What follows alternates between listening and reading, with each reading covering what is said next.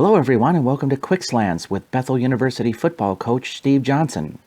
Quick Slants is a weekly program that gives you, the fans, the opportunity to ask the Bethel football coach questions about the Royals, sports, or just life in general.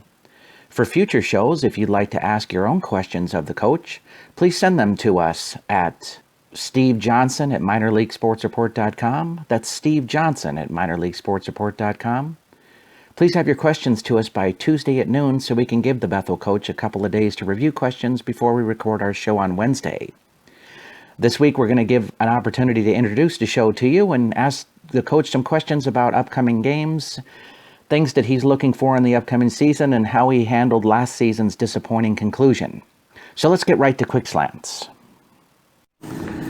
So we want to welcome Coach Steve Johnson this week. Coach, thank you for joining us.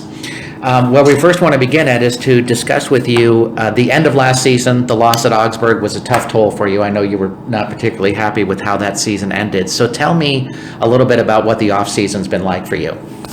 It was an abrupt end, and it was a tough battle just because we lost so much with that game, and we lost the championship, a tie for the championship, a trip to the playoffs, something that we're kind of used to being in, and you can't count on those, but we kind of did anyway, and so it was really it was a tough loss, and that we had a turf issue. We had kind of a snowstorm on that day, and we had our field. We felt like our field was pretty ready to go, but it was hard. But then the snow made it kind of icy, and it kind of evened out the game. And in Augsburg, they had some incredible offensive weapons. But we lost the game 63-62, which neither team usually scores that many. But it was tough to take just because there was a lot at stake and an abrupt ending, and I felt the worst for our seniors. But we talk around here about what's next, and what's next isn't always maybe what you expect or what you maybe think you deserve or whatever else. And so the other thing we talk a lot about is what do you do with your pain? And most people, I think our nature is probably to transmit it, but we want to try to transform it and not deny it, but work through instead of duck and blame and what's kind of normal. We want to be a little bit uncommon that way and kind of fight through that loss. And it really took a long time. And at first I felt a little guilty that it took that long, but I think that in retrospect it's important. And I think for our kids it really motivated them. And not in a rah, couple weeks thing, but in a, daily deal, to get back to the place where, we are doing the right things every single day. And we talk about toughness a lot and what does that mean? And it usually entails discipline and working through, you get good at what you practice. And so, if you practice, your workouts and bringing the right heart to those, whether it's your church or your school, whatever it is, but bring the right heart to those things. It's important. And I think the Augsburg game, we had no choice but to get back to those things. And the year before we were 12-1 and had just a great season. And I think it's almost a little tougher to come off something satisfying and amazing, and just really kind of going back at things, maybe the total, with everything that you possibly have, it's a little tougher than when you have some disappointment at the end. And so we feel like our off season has been fantastic because of that, both in character and even in the physical lifting and conditioning. One of the things that I find unique about your program is that you have such a way of getting through to players that's different than practically any football program I think anybody would come across. So how do you get a team to transform their thinking and really get that this is a learning experience that they can grow out of? Yeah, we kind of take for granted that everybody's into it, because football, the greatest thing about football is that it's really hard and it hurts, and if you sign up for that, that's a good sign right there, in my opinion. And the second best thing, but maybe the best thing of all, is that you need each other desperately. And I think I'm not sure how to answer that question, but I think one of the things is that we're all in this together, and there's some guys that are, some guys are quarterback type guys, and they're fancy and they're awesome, and but there's some guys that don't get to play much, but they work their tails off, and we don't expect anything different out of each guy. We expect our quarterback to work his tail off, to work for stuff, to get better for us, and so, and that's an important piece. And so that would be the one part of the deal. And the other part is that we really, we think that love is a choice. So we choose to love each other, and even like brothers. Romans 12, Paul says, be devoted to one another, like brothers. And I have a couple brothers who I think are the greatest ever, but I've also, punched them in the nose. You know what I mean? So we have high expectations for one another. We love each other like crazy, and but there's a toughness that's brought with that, and so we want to be a bunch of sweethearted, tough guys, and whatever the situation calls for, those things, they're usually appropriate. And so I guess I'm not sure exactly, to be honest with you, how to explain it. But there is a deal where it's not just a loyalty, but there's loyalty. It's not just we really like each other, but we really do like each other. But it's a love, and that's a choice. And as these guys grow up and become husbands, that you choose to love your wife, and that's something that you need to do every day. And it's not like based on circumstances. It's based on this is where we're going, and then that builds solidarity, but also it builds power. Excellent.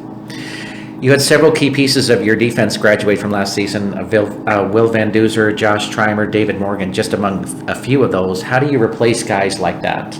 That's one of the fun things. That's one of the scary deals, and one of the fun things about being a coach in college, especially. And there's not a free agent deal, and you're all those different things. But Eric Peterson was an incredible quarterback, but he followed Scotty Kirkhoff, who was his coach, and Matt Lundeen, and we've just had terrific players, Ben Wetzel, Josh Ockrey, and going way back. And they've all been replaced, and you don't really replace them, but you learn from them and you build off of their shoulders, and we talk about that with our alumni, and that's a neat thing. But Davey and Duzer and those guys, they're tough suckers, and this Will Van Duzer, just a maniac, you know what I mean, and just a tough guy that we do miss kind of his, you know what I mean, and but the next guys coming up, usually were affected by him, and so in a way we lost him physically, but he left good stuff, and that's what we call our guys, that your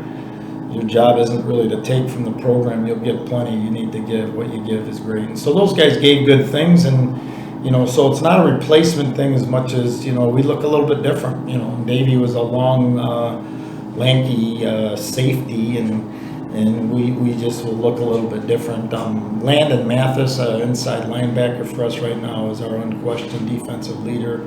He can fly. He had a knee injury at the end of last year. He's recovered from that and worked his tail off to do so. And he along with Marshall Klitsky are they're 365 days a year football guys, and they're good at all their stuff, and they bring that toughness and heart to all the things. But football, they're into it, and excellent players that really give good juice. Excellent. The graduation of Eric Peterson obviously is a huge challenge for you. So who winds up becoming the starting quarterback, and what's your expectations out of that person this year?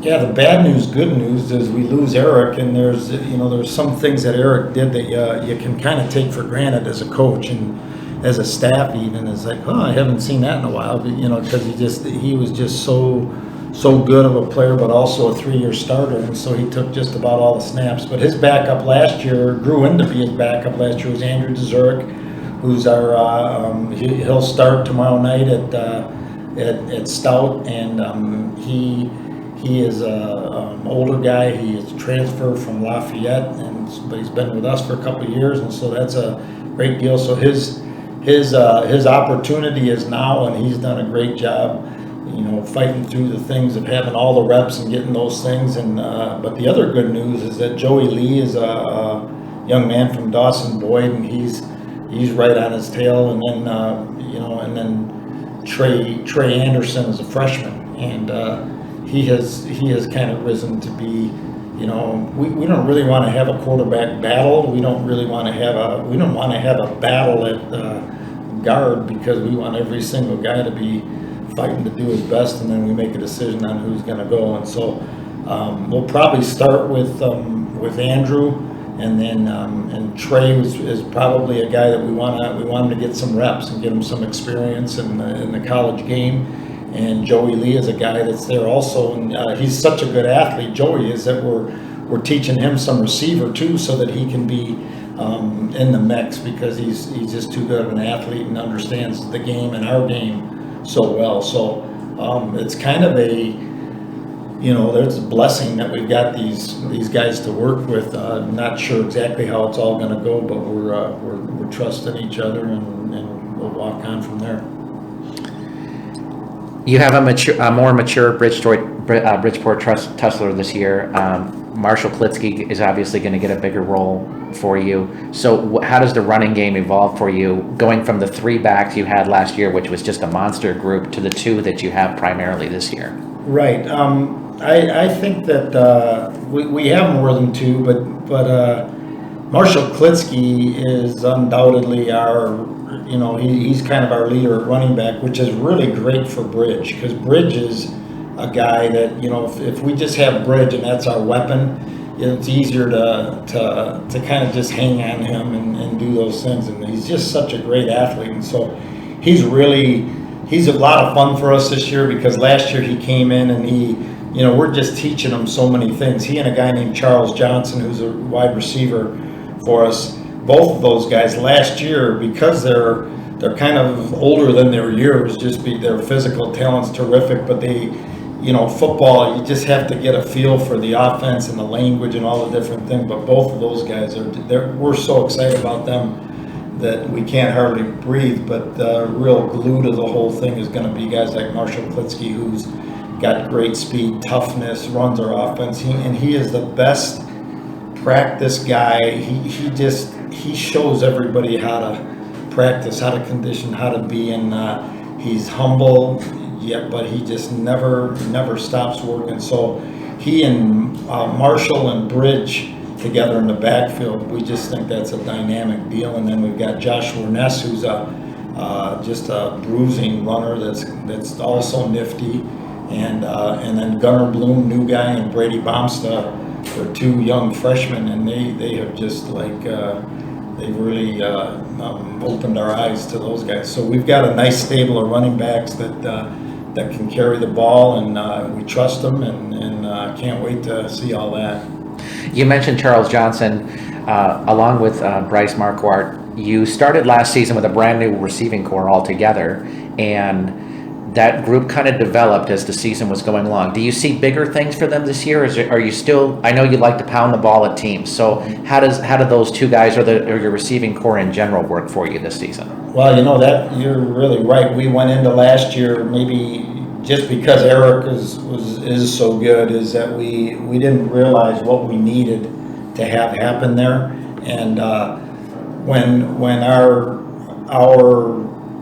receiving group, we lost 5 guys that were seniors, and then so last year we kind of had to get it going, and it did evolve, and it did really well. But Charles has come a zillion miles, and Bryce Marquardt, who's a 2-sport athlete, one of the best baseball players in the MIAC, also he has grown like crazy, and they just know stuff. And Jackson Canfield is going to be with those guys, Bryce Holm, and then Joey Lee. We talked a little bit about that. So we've got some receivers now, and that's a much more solidified unit than we had last year.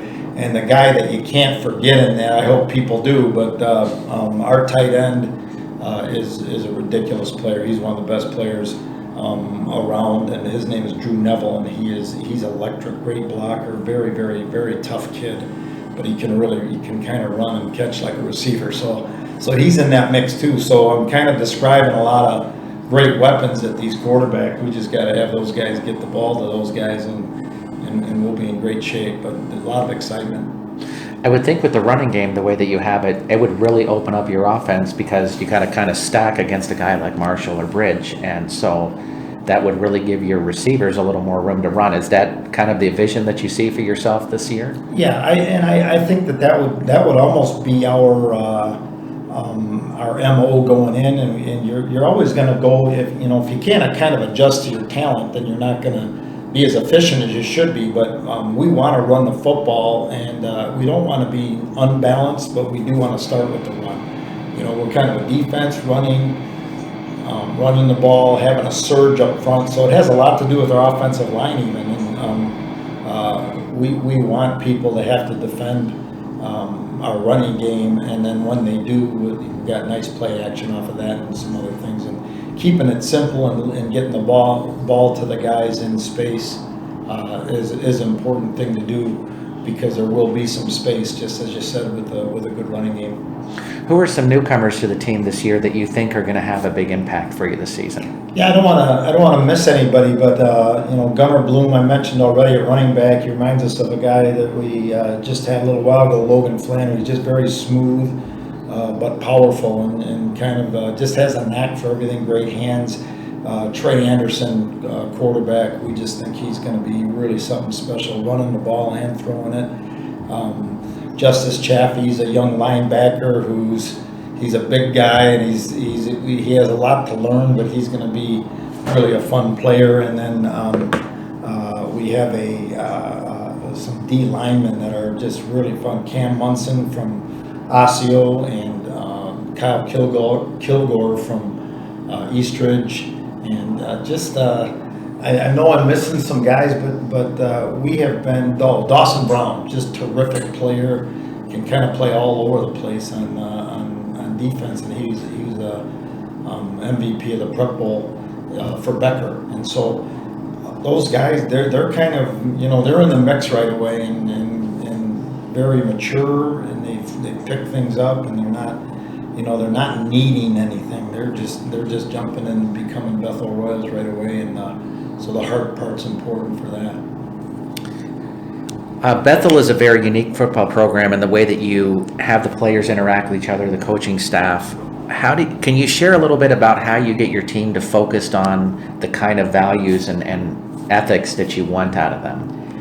Yeah, I think that the school, I think that our football program and what we want out of our guys and even out of our coaches is the same that Bethel wants, and there's some people just look at it as a religious school or something like that, but we're just a place where we just believe that God sent His Son for us, and in form of Jesus Christ, and then He sent Him to walk on earth and become one of us so we could have a relationship. And so that's really the foundation of who we are, and it's not a religious thing, it's more of a spiritual deal that we that causes us to come up grateful, and biblical teachings are a big deal, but it says in there about 1 million times, maybe not 1 million, is that you're going to love one another, and we understand, we want to be authentic in every single thing, and so it's like loving what, kind of society has an idea of love that's maybe a little bit different than ours, and we think that love senses expectations. Sometimes it's a hug, sometimes, we're hurting with a brother who's hurting, and we're rejoicing with each other. We're not worried about, there's a certain humility in there that is, but you're not backing down, you know what I mean? So it's like, it's okay to be awesome. It's okay for a guy like Seth Mathis, who's our linebacker, to knock somebody's head off and just, play with that passion.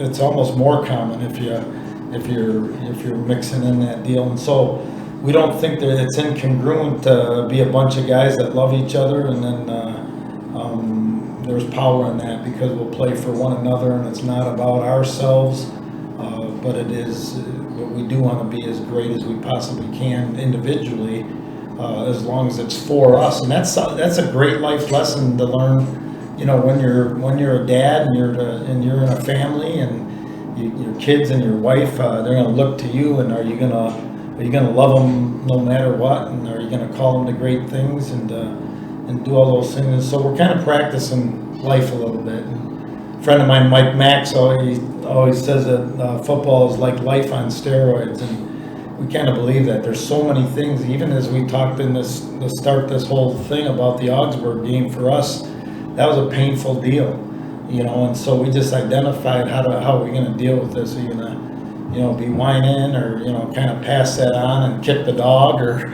you know, what are you going to do? And so we have another saying: you get good at what you practice. So if you're kind of whining and saying poor me,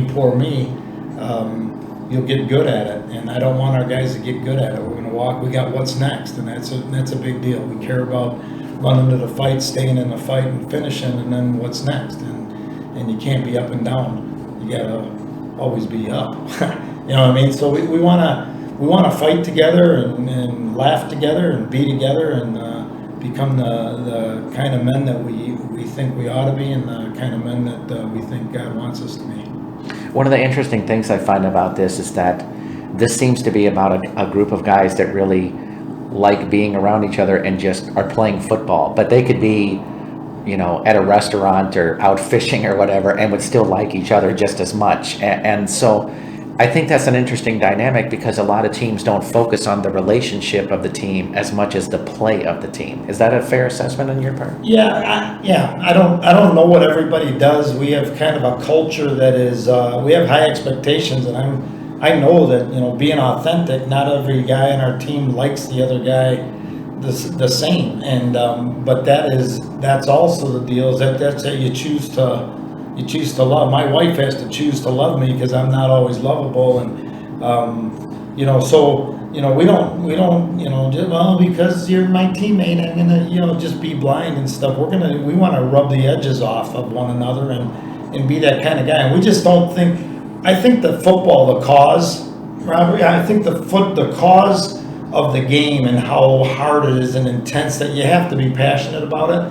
But I think that you can bring that to other areas of your life. And so the game is a little bit needed. It's not like, you know, we're just, hey, let's just hang out, because we got to go through hard stuff. And I think that's huge biblically, is that, you know, everything that you just get stronger through working through things. In James it says, count it joy when you get trials. And I'm like, what do you mean? What's so good about that? And it goes on to say, because you're going to grow up, and you're going to gain toughness and endurance, and we value toughness and endurance. And you know, people might say that, you know, older Christians, they might be soft. We love to hear that, because on Saturday we are very, very physical. And we believe that physical play comes out of enthusiasm. Enthusiasm is love of, and here we go. You know what I mean? So there's a toughness, there's a joy that we're playing with that might some people look like anger, but we want to go to the whistle, play the game the right way, and the intensity of that brings into another thing, and the closeness is really brought through you know, just iron sharpens iron, and you know, you got to heat steel to get the sediment off, and you know, so we've been under heat together, and you learn, and we don't do everything right, but we do choose each other at the end of the day. You talked about how last season ended and what you tried to get guys to take out of that. So this season, do you say, okay, guys, let's remember what happened and build off that and try to use that as a focus, or do you just say, hey, that's over and let's focus somewhere else now? Yeah, we had talks with some of the coaches over the summer a little bit about that. You know, not really over the summer and the spring, but you know, I'm not a big guy on well, just flush it and move on. And at the same time, you can hang on to something too long, but you need to learn from some things. So I took me a few months to shower off instead of flush. Shower off the disappointment of that, the poor me, the babiness, And I just try to, with the guys and with the coaches and our guys, that we're all pretty close. So we just want to be honest that this hurts. I wish I did this and but we gotta work through it. If you work through it together, you got a chance to grow from it. And if you don't, you maybe have less of a chance. But nothing is guaranteed with that thing. But it kind of goes back, Robert. Just what kind of man do you want to be? And we're going to choose not to wallow in that, but we also aren't going to ignore it and say, just flow shit, who cares, because we care a lot, So I think it did motivate our guys. I don't think I told it to motivate them. You know what I mean? It just does, because we're all, I think we're of one mind. Not just in, you kind of think of it religiously but I think that our coaches and our players and even our trainers and everything, we're of one mind. We kind of know what it takes, and we know that it hurts, and we know that it's great, and we're hanging in together, and there's not even a question about that. So trust is built pretty deeply. As you enter the season, do you enter a season ever looking for expectations like we want to be this record or whatever, or do you just, how does that work for you? Yeah, it's funny you say that, because we really don't. We even talk about that, even in the recruiting process. And I delivered that message last night after practice with the guys, is that, we've won some championships and we've been to the playoffs, and those are obvious goals, and everybody wants to be the national champ. And we're not a real big goal team, but our kind of our MO is that we really want people to hate to play us. And the reason for that is that we will play so hard for so long. And that is, an MO that we really want to have, and consequently we practice really hard, and we expect a lot out of each other. And our defensive linemen are they're battle tested. They are tough guys, and they have to go through some stuff. Everybody knows it, and they go through it with a happy heart and fight our guts out for each other. And then it really becomes this thing where we can be free to play, because we know we've given what we got to the situation. So we want to bring our right heart to the game, and that'll be an enthusiastic heart. And so we want to have some consistency in our play, that we play hard, we play smart, we play together. But we really, how long can you play hard and play well? That's kind of our goal. Do you look at your schedule as the season is approaching and think you're circling a game? Obviously, you have big time rivals. So are you circling a St. Thomas or a St. John's, or you just can't really think that far in advance? Yeah, I think it's dangerous to think that far in advance. It's impossible not to. In our league, it's been us and St. Thomas and St. John's for quite a few years, and Concordia and Gustavus are excellent. But our whole league is really strong. But we don't really talk about that, because probably in 2006 we really made a decision that we need to be 1-0 this week. And you can kind of get to think, well, if we win these two, and you get to, and then I think it's distracting. I don't, some people think, oh, you could never do that. I don't think it's against the law or anything to know when we're playing everybody, but we just don't focus at all on, even if we just came out of camp, and we focus on fundamentals and on toughness and on being together and playing together and doing all those different things. And when the time came, we introduced Stout. And so we're going to work our tails off to beat those guys. And then, Monday we get after Wartburg. So we are not, we are the epitome of what's next. And that's something that we say every play. You have to say that. We score an easy touchdown, or what looks like an easy touchdown, and everybody, oh yeah, we're great. You think that you just celebrate it for a couple seconds, and what's next? We flub up, something bad happens. What's next? And we don't want to be a team that's up and down in the midst of a game. Well, why would you want to be that in a season either? So we're going to play, Crown College, and we're going to play St. John's or the Gophers, whoever we're playing. That's a Super Bowl this week, and I think that's a big deal, because here's the one thing that if you do that, put a game up on a pedestal, or if you're going to do that, you're probably going to put one down. And I believe this with my heart: a phenomenal phenomenal football player is going to have 40 games in his life. 10 a year for 4 years, and then playoffs are a little extra, but that's precious. So you better not, we have another thing that comes out of the book of Leviticus, but don't treat as ordinary what's consecrated to you. If it's a big deal, it's a big deal. It doesn't matter who's over there. We get to play today. I don't care if it's a scrimmage. We get to play today, and it's a big deal. So, I don't know if I don't want that to just be words, but we are very one at a time. You start out the season going to Wisconsin-Stout tomorrow. Tell us a little bit about what you plan. Obviously, I know you're not giving away schemes and things, but what are some of the things that you're looking to accomplish for your team for tomorrow night? Yeah, I don't think there's any, secrets. It's kind of fun to play a game like this. We've never played Stout, and we really respect them. The Wisconsin League is terrific. We kind of know what they run. They know what we run. We've exchanged films. But it's really, the teams in our league, we've been playing them for years, and you kind of know personalities and all that. And we're just not like that with Stout, and they're not that way with us. And it's kind of fun. Put our stuff up, their stuff, and there'll be some surprises. But it's really just football. We talk about that. Get back to your base when you're wondering about stuff and you're all worried in real life. Get back to your base. What's your base? That's where our core is in the Lord. And so you kind of take that to the deal. And, we might have young guys playing and he's nervous about whatever else. Well, here's what you do. Trust your base. Get back to your base. Your coach told you to do this, so do that.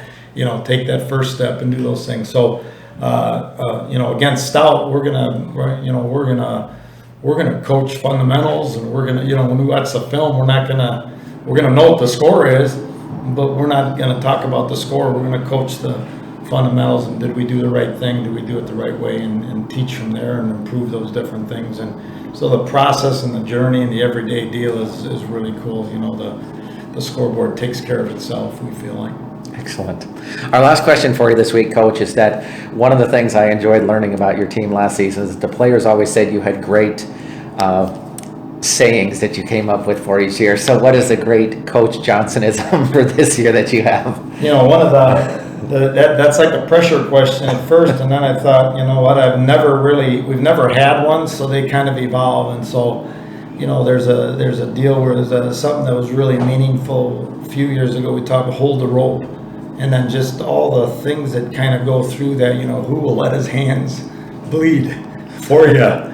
And so when you got a bunch of guys that will hold the rope, all of a sudden it's you got something special. And so, I don't know, those sayings, they just evolve out of whatever, you know what I mean? But we do know this, that we're not going to change from being a group of guys that are grateful, and we want to make that a way of life, tough, make that a way of life, and devoted to one another. So. Excellent. Yeah. Thank you for this week, Coach. All right, my fun. We want to thank Coach Johnson for joining us again this week. Once again, if you'd like to ask your own questions of the coach, please send them to us at stevejohnson@minorleaguesportsreport.com. That's stevejohnson@minorleaguesportsreport.com. Once again, please have your questions to us by Tuesday at noon to give the coach a couple of days to review those questions before we record our show. We thank you for joining us this week. I'm Rob Pannier, the managing editor of the Minor League Sports Report, and we look forward to seeing you next week on Quick Slants.